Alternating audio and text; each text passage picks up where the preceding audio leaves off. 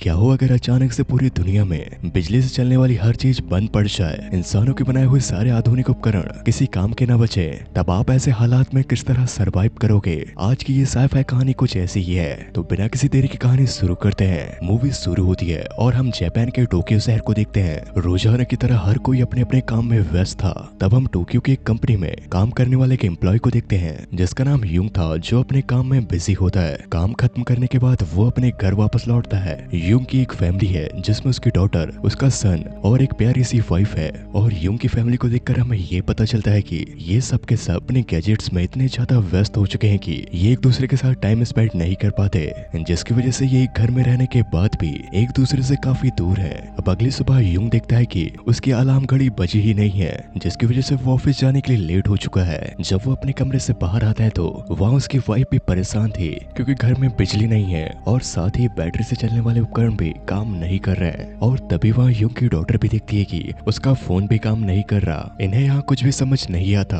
पर फिर भी यहाँ यूंग और उसके बच्चे जल्दी से तैयार होकर ऑफिस और स्कूल के लिए घर से निकल जाते हैं। और तब इन्हें अपने अपार्टमेंट की बिल्डिंग के एलिवेटर के पास लोगों की भीड़ दिखाई देती है क्योंकि लिफ्ट भी काम नहीं कर रही थी। ये सीढ़ियों से नीचे आ जाते हैं। यूंग जब रेलवे स्टेशन पर आकर देखता है तो वहाँ पर भी बहुत से लोग खड़े हुए थे जो रेल के आने का इंतजार कर रहे थे, पर यहाँ ट्रेन भी नहीं चल रही होती। तब यूंग नोटिस करता है कि उसके हाथ में जो वॉच है वो भी बंद पड़ चुकी है। दूसरी ओर हम यूंग के सन को देखते हैं जो अपनी बाइसिकल से जा रहा होता है। तब वहाँ उसे आसपास के लोग बड़े ध्यान से देख रहे थे क्योंकि यहाँ कार और बसेस भी काम नहीं कर रही थी। वही हमें यूंग की वाइफ को दिखाया जाता है जो कि ग्रोसरी स्टोर पर सामान खरीद रही थी।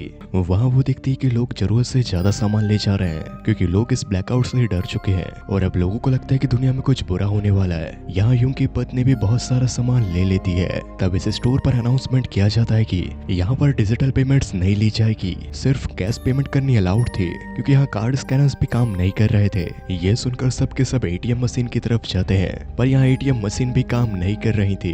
यहाँ यूंग पैदल किसी तरह ऑफिस तक पहुंच चुका था। तब यूंग देखता है कि उसके ऑफिस का गेट ओपन नहीं हो रहा था क्योंकि वो एक इलेक्ट्रिक गेट होता है। तब कुछ लोग उसे तोड़कर अंदर आ जाते हैं, पर क्योंकि यहाँ कोई भी इलेक्ट्रिक इक्विपमेंट काम नहीं कर रहा था तो इन लोगों को आज की छुट्टी दे दी जाती है। वो ऑफिस से निकलकर सीधा एक साइकिल स्टोर पर जाता है। वहाँ वो देखता है कि साइकिल की प्राइस अचानक से बढ़ चुके हैं क्योंकि शहर में किसी भी तरह का कोई भी व्हीकल काम नहीं कर रहा, इसलिए साइकिल की डिमांड काफी बढ़ चुकी है। पर फिर भी यूंग वहाँ महंगे दाम पर एक साइकिल खरीद लेता है और शाम होते होते वो घर आ जाता है। और रात में हमें यूंग की फैमिली को दिखाया जाता है जो इस ब्लैकआउट में कैंडल की मदद से डिनर कर रहे होते हैं। वहीं यूंग की बेटी मोबाइल न चलने की वजह से काफी परेशान होती है। यूंग का बेटा जब बाथरूम जाता है तब वो देखता है कि ना तो फ्लश में और ना ही टैप पर पानी आ रहा है। और यहाँ क्योंकि कोई भी गैजेट काम नहीं कर रहा था तो यूंग के दोनों बच्चे काफी बोर हो रहे होते हैं क्योंकि इस ब्लैकआउट से पहले वो हर वक्त अपने गैजेट में ही खोए रहते थे। और तभी यहाँ यूंग का पूरा परिवार घर से बाहर बालकनी में खड़ा होता है।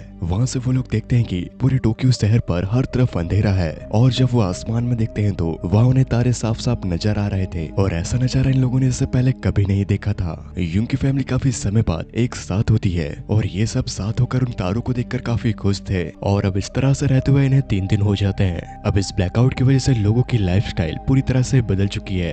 यूंग जब अपने ऑफिस जाता है तो उसका बॉस सबके सामने ये अनाउंस करता है कि जब तक इलेक्ट्रिसिटी नहीं आ जाती, इंटरनेट ऑन नहीं होता, तब तक ऑफिस कोई नहीं आएगा। इस बात से यूंग परेशान हो जाता है। वो अपने बॉस से कहता है कि अगर हम ऑफिस नहीं आएंगे तो पैसे कैसे कमाएंगे, हम अपने परिवार को कैसे चलाएंगे। तब यूंग का बॉस उससे कहता है कि मुझे नहीं लगता कि अगर ऐसे हालात रहे तो कोई भी इस शहर में रहना चाहेगा क्योंकि बहुत जल्द शहर में खाने और पानी की कमी होने वाली है क्योंकि इंसान की जरूरत की हर एक चीज पूरी तरह से बंद हो चुकी है, कार, बसेस, यहाँ तक कि इलेक्ट्रिसिटी भी। और उसके बिना खाना, पानी और किसी और चीज को इस शहर में लाना, लोगों तक पहुँचाना काफी मुश्किल है। और तो और यहाँ शहर के सारे वाटर स्टोरेज भी खत्म हो चुके होते हैं। यूंग यहाँ बैंक जाता है पर उसे बैंक पे भी पैसे नहीं मिलते और इन हालातों में रहते हुए इन लोगों को 7 दिन बीत जाते हैं, जिस वजह से काफी लोग इस शहर को छोड़कर जा चुके हैं। और अब यूंग भी डिसाइड करता है कि वो अपने परिवार के साथ इस शहर को छोड़कर गाँव की ओर जाएगा। वो अपना सारा सामान इकट्ठा करते हैं और अगली सुबह साइकिल से निकल जाते हैं। यूंग और उसका पूरा परिवार इस शहर को छोड़कर गाँव की ओर बढ़ रहा था। रास्ते में ये लोग देखते हैं कि अब इंसान की जरूरतों का सामान काफी महंगा हो गया है और तो और पानी की कीमतें काफी बढ़ गई हैं। पर फिर भी यूंग यहाँ अपने बचे पैसों से अपने परिवार के लिए खाना और थोड़ा पानी खरीद लेता है। ये लोग एयरपोर्ट की ओर बढ़ रहे थे क्योंकि इन लोगों को कहीं से पता चला होता है कि अब भी कुछ फ्लाइट्स उड़ रही हैं। यूंग और उसकी फैमिली को रास्ते में बहुत से लोग दिखाई देते हैं। वो भी एयरपोर्ट की ओर जा रहे थे, पर इन्हें एयरपोर्ट पहुंचकर पता चलता है कि कोई भी फ्लाइट नहीं चल रही है। इस बात से युंग और उसका पूरा परिवार हताश हो जाता है। उन्हें कुछ समझ नहीं आता कि अब उन्हें आगे करना क्या है। और अब युंग ये तय करता है कि वो अपनी इन्हीं साइकिलों से आगे का सफर तय करेगा। वही हम युंग के बच्चों को देखते हैं जो एक स्टोर के अंदर जाते हैं, जहाँ वो काम का सामान ढूंढ रहे थे, पर लोगों ने पहले ही इस स्टोर से खाने का सामान चुरा लिया था। उन्हें अपने यूज के सामान में एक मैप, कुछ फायर क्रैकर्स और साइकिल को रिपेयर करने के कुछ इक्विपमेंट मिलते हैं। वो उन्हें लेकर युंग के पास आ जाते हैं और युंग उस मैप में अपने गांव तक जाने का रास्ता देखता है और फिर ये उस मैप की मदद से आगे बढ़ने लगते हैं। रास्ते में इन्हें बहुत से लोग दिखाई देते हैं जो टोक्यो शहर को छोड़कर जा रहे थे। अब रात हो जाने पर ये एक जगह रुककर सो जाते हैं। तभी ये लोग देखते हैं कि एक आदमी इनके पास से पानी की बोतल चुरा कर भाग रहा है। इसका मतलब लोग अपने आप को, अपने परिवार को बचाने के लिए खाने और पीने के सामान की चोरियां भी करने लगे थे। साथ ही युंग के परिवार के पास खाने और पीने की चीजें भी काफी हद तक खत्म हो चुकी होती हैं। अब ये अपने सफर के दौरान एक टनल तक पहुंचते हैं जो काफी बड़ी टनल होती है। वो किसी तरह एक बूढ़ी लेडी के सहारे उस टनल को पार कर लेते हैं। इसके बाद इनके सामने एक नदी आती है और अब तक इनके पास पीने का सारा पानी खत्म हो चुका होता है। युंग यहाँ अपने सामने नदी से पानी बहता देखकर उसे पीने लगता है और जब युंग उस पानी को पीता है तो वो पानी उसे अच्छा लगता है, क्योंकि इससे पहले इन लोगों ने अब तक वाटर बॉटल्स का ही पानी पिया होता है। और इस तरह आज बिना टेक्नोलॉजी, बिना इलेक्ट्रिसिटी के इन्हें 16 दिन बीत चुके हैं। ये इसके बाद फिर अपने सफर को जारी करते हैं और तभी इनके सफर के दौरान एक तूफानी बारिश आना शुरू हो जाती है। ये अपनी साइकिलों को खड़ी कर दीवार के सहारे उस बारिश से बच रहे होते हैं और जब ये वापस आकर देखते हैं तो उस तूफानी बारिश की वजह से इनकी साइकिल में रखा सारा सामान खराब हो चुका था। युंग के बेटे की साइकिल का टायर भी निकल गया था और अब अगर इन्हें आगे बढ़ना है तो इन्हें अपनी जरूरत के सामानों को इकट्ठा करना होगा। युंग और उसकी पत्नी वहीं रहते हैं, जबकि युंग के बच्चे पास ही के शहर में सर्वाइवर की चीजें ढूंढने निकल जाते हैं। ये एक ग्रोसरी स्टोर पर पहुंचते हैं जहां युंग का बेटा अपनी साइकिल का टायर ढूंढ रहा था। वहीं युंग के बेटे को खाने का कुछ सामान मिलता है, पर वो पेट फूड होते हैं। और साथ ही ये जब बैटरी का पानी पीकर देखते हैं तो वो कुछ ठीक लग रहा था, तो ये लोग वो सारा सामान लेकर वापस युंग के पास आ जाते हैं। और जब युंग की बेटी उस पेट फूड को खाती है तो वो खाने में बिल्कुल भी अच्छा नहीं लगता, पर फिर भी इन्हें अपने आप को जिंदा रखने के लिए उसे खाना पड़ता है। और ये अपनी प्यास उस बैटरी के पानी से बुझा रहे थे। युंग के बेटे को टायर तो नहीं मिला था, पर फिर भी वो किसी तरह अपनी साइकिल को रिपेयर कर लेता है और ये फिर अपने सफर में आगे बढ़ने लगते हैं। और इस तरह से इन्हें चलते हुए आज पूरे 22 दिन हो चुके होते हैं। ये किसी भी तरह अपने गांव पहुंचना चाहते हैं। अब एक दिन इन्हें अपने सफर के दौरान एक फैमिली दिखाई देती है जो सर्वाइवर के तरीके अच्छे से जानती थी। वो फैमिली युंग की फैमिली से मिलती है और वो लोग युंग की फैमिली को कुछ ऐसे प्लांट्स के बारे में बताते हैं जो वो अपने सफर में खा सकते हैं। और साथ ही वो लोग युंग की फैमिली की एक तस्वीर लेते हैं। वो जिस कैमरे से इन लोगों की तस्वीर खींचते हैं वो बैटरी पर चलने वाला कैमरा नहीं था, बल्कि वो रील्स के मैकेनिज्म पर चलता था। और वो तस्वीर लेने के बाद इनके घर का पता पूछते हैं। अगर हालात सुधरते हैं तो वो उस तस्वीर को उन तक पोस्ट कार्ड के जरिए भेज देंगे। और इसके बाद ये फिर अपने अपने रास्ते निकल जाते हैं। और फिर ये लोग कुछ दूर आगे जाने पर देखते हैं कि बहुत से लोग एक जगह पर इकट्ठा हैं, क्योंकि वहाँ पर कुछ लोग फिश को पकाकर बेच रहे थे। ये लोग भी लाइन पर लग जाते हैं, पर जब तक इन लोगों का नंबर लगता है वहाँ सारा खाना खत्म हो जाता है। इससे युंग का पूरा परिवार उदास हो जाता है, क्योंकि वो काफी भूखे थे। यहाँ युंग उस आदमी के पैर पकड़ लेता है और उससे कहता है कि मेरे बच्चे भूखे हैं, प्लीज उन्हें खाना दे दो। पर उस आदमी पर युंग की बातों का कोई भी असर नहीं हो रहा था और वो आदमी वहाँ से चले जाता है। तो ये लोग वहाँ से उदास मन से आगे बढ़ जाते हैं। ये लड़खड़ाते हुए चल रहे थे, क्योंकि इन्होंने कई दिनों से कुछ भी नहीं खाया था। और तब ये लोग थक हार कर एक जगह पर बैठ जाते हैं। तभी युंग को एक कीड़ा दिखाई देता है। वो उसे खाने ही वाला था कि तभी उसकी आंखों के सामने एक पिग दिखता है और ये पूरी की पूरी फैमिली उस पिग को पकड़ने लग जाती है, क्योंकि ये उनका खाना है। यहाँ युंग उस पिग को पकड़ लेता है, पर उनमें से कोई भी उस पिग को काट नहीं पा रहा था। तभी वहाँ पर एक ओल्ड मैन आता है। वो इनसे कहता है कि उस पिग को अपने साथ मेरे घर ले चलो। ये पूरा परिवार उस पिग को ओल्ड मैन के घर ले आता है और वहाँ ये सब मिलकर खाना खाते हैं। इन लोगों ने कई दिनों बाद आज पेट भर खाना खाया है और फिर ये अगले एक हफ्ते तक इसी घर में इसी आदमी के साथ रहते हैं। ये लोग उस ओल्ड मैन की काम में मदद करते हैं और ये पूरी तरह से रेस्ट कर लेने के बाद अपने साथ कुछ खाना लेकर उस आदमी को अलविदा कहकर वहाँ से निकल जाते हैं। युंग अपने परिवार के साथ अपने गांव की ओर बढ़ रहा था, लेकिन तभी इनके रास्ते में एक नदी आ जाती है जो उस मैप पर नहीं थी।